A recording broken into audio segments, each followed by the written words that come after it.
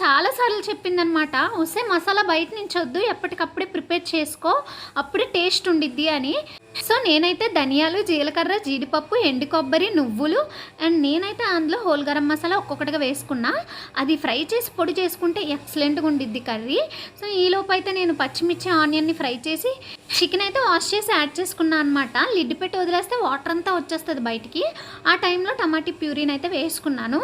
ఇంకా ఈ టైంలో సాల్టు, కారం, పసుపు వేసుకున్నప్పుడే మనం చేసుకున్న మసాలా పౌడర్‌ని అయితే యాడ్ చేసుకోవాలి.